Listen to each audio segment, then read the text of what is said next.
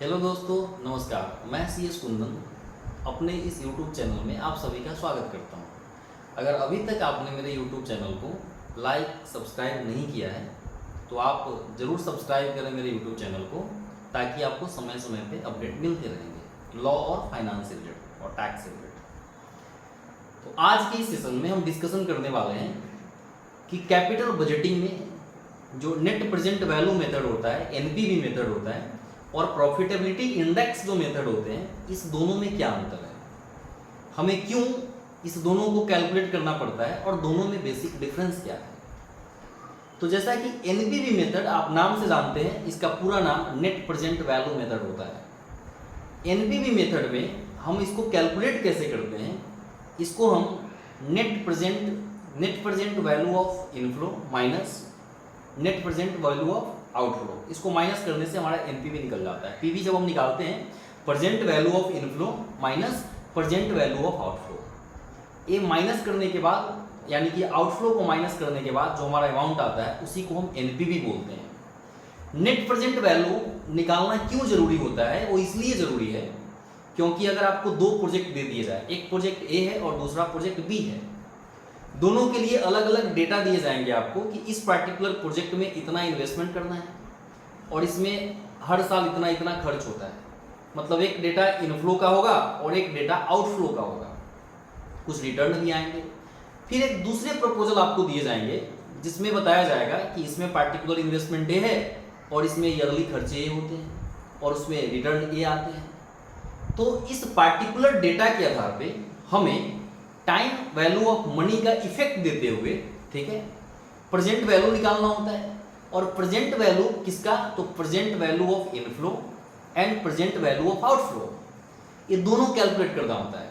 क्योंकि आज अगर हम किसी प्रोजेक्ट की बात कर रहे हैं फाइनेंशियल ईयर 2022 और 2023 में, तो अगले 5 साल में हमें जो रिटर्न मिलने वाले हैं, हम उसका आज के दिन में प्रेजेंट वैल्यू निकालेंगे कि आज उसका प्रेजेंट वैल्यू क्या है। तो प्रेजेंट वैल्यू निकालने के बाद ये डिपेंड करता है कि रेट ऑफ रिटर्न क्या होता है, उसके अकॉर्डिंग इसको हम कैलकुलेट करते हैं। तो जब present value of inflow and जब प्रेजेंट वैल्यू ऑफ आउटफ्लो हम निकाल लेते हैं, तब हमें NPV निकालना होता है। और NPV का फार्मूला है present value of inflow minus present value of outflow. तो दो प्रोजेक्ट का अगर हम NPV निकालते हैं तो how we can take the decision. जब डिसीजन मेकिंग की बारी आएगी, जब डिसीजन टेकिंग की बारी आएगी, तो हम डिसीजन NPV के आधार पे कैसे लेंगे।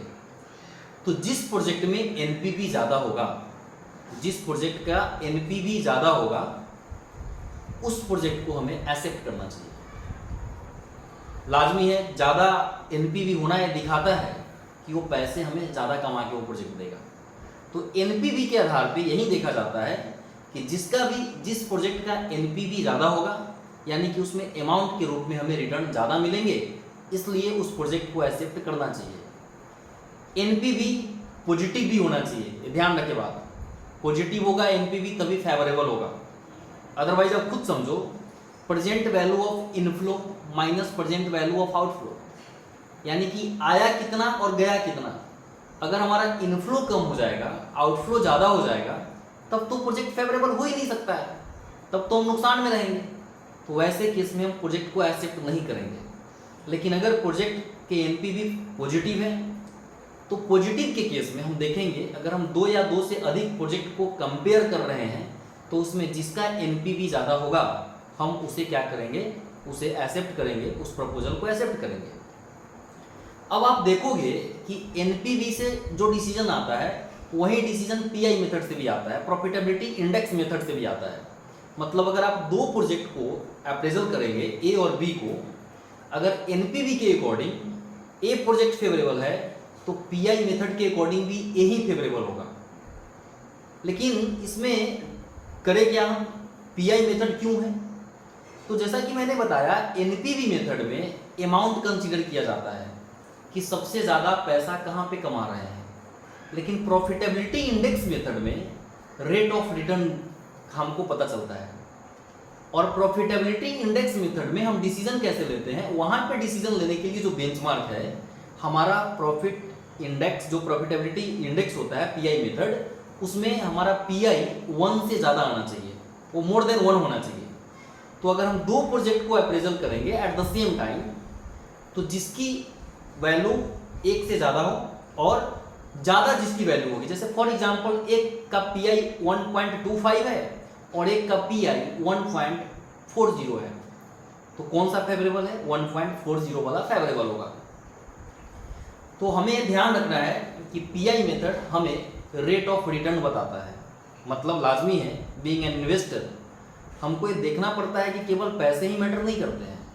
मतलब सपोज करिए कि एक आदमी 10 लाख रुपया लगा करके 2 लाख कमाता है और एक आदमी 8 लाख रुपए लगा करके ही 1,90,000 कमाता है, तो आप रेट ऑफ रिटर्न देखेंगे तो उस 8 लाख वाले का रेट ऑफ रिटर्न ज़्यादा होगा। तो यही रेट ऑफ रिटर्न वाला जो कैलकुलेशन होता है वो हम PI मेथड के माध्यम से समझ पाते हैं। इसीलिए कैपिटल बजटिंग में प्रॉफिटेबिलिटी इंडेक्स मेथड है और NPV मेथड है। जैसा कि मैंने बताया, नेट प्रेजेंट वैल्यू मेथड में फार्मूला जो है present value of inflow minus present value of outflow, जबकि प्रॉफिटेबिलिटी इंडेक्स मेथड में जो फार्मूला है वो है present value of inflow divided by present value of outflow. यहाँ पे बस डिवाइड हो जाता है और वहाँ पे हम सब्सट्रैक्ट करते हैं, माइनस करते हैं NPV मेथड में, बस इतना ही अंतर है। यानी कि जो डेटा चाहिए कैलकुलेशन के लिए दोनों में सेम चाहिए। NPV में हम इनफ्लो में से आउटफ्लो को घटा देते हैं और PI मेथड में इनफ्लो को हम आउटफ्लो से डिवाइड कर देते हैं। अल्टीमेटली कंक्लूजन यही निकल के आया कि 2 या 2 से अधिक प्रोजेक्ट को अगर हमें अप्रेज करना हो और वहाँ पे हमें ये देखना है कि हमें पैसे ज़्यादा कमाने हैं, अगर फंड कॉन्स्टेंट नहीं है यानी कि पैसे की कोई कमी नहीं है, तो उस केस में NPV मेथड फेवरेबल होता है। लेकिन अगर फंड की कमी है, फंड कॉन्स्टेंट है, फंड का लिमिटेशन है, तो लाजमी है उस केस में हम देखेंगे कि रेट ऑफ रिटर्न ज़्यादा कहाँ पे है। और जहाँ पे भी रेट ऑफ रिटर्न ज़्यादा होगा डेफिनेटली हमें उस प्रोजेक्ट को एक्सेप्ट करना चाहिए, हमें पैसा वहीं पे लगाना चाहिए। ये PI मेथड बोलता है, प्रॉफिटेबिलिटी इंडेक्स मेथड बोलता है। आई होप सो आपको नेट प्रेजेंट वैल्यू मेथड और PI मेथड में अंतर समझ में आया होगा। नेक्स्ट क्लास में फिर हम नेक्स्ट टॉपिक पे बात करेंगे। थैंक यू सो मच, आज के लिए इतना ही। और अगेन आगे के अपडेट्स के लिए आप अपने मेरे चैनल को सब्सक्राइब करना ना भूलें। Thank you.